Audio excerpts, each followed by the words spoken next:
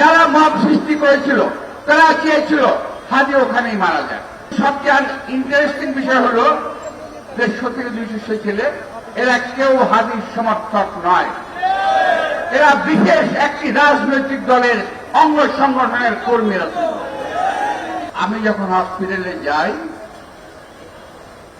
তখন তারা আক্রমণাত্মক স্লোগান দিচ্ছিল।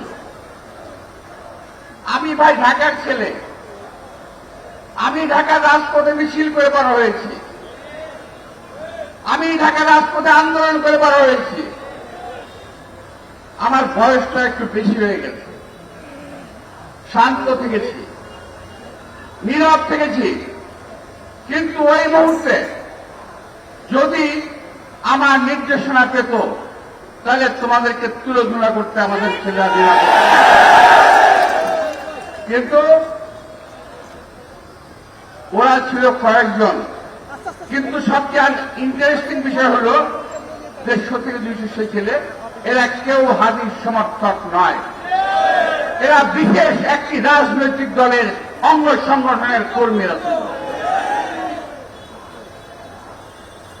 ভাই আমি যাওয়ার পরে যখন ভিতরে গেলাম তখন হাদিকে নিয়ে যাচ্ছে স্ট্রেচারে করে অপারেশন থিয়েটারে।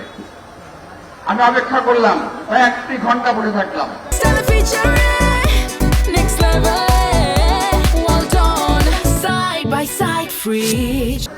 এর মধ্যে কিছু বেয়াদব ছেলেপেলে অনেক বেয়াদবি করলো।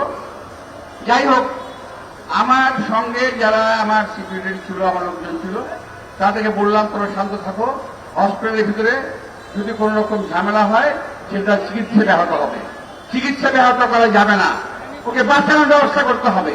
আর যারা মব সৃষ্টি করেছিল তারা চেয়েছিল হাদি ওখানেই মারা যায়।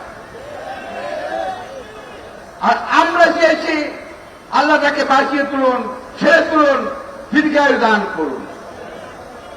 প্রিয় ভাইরা,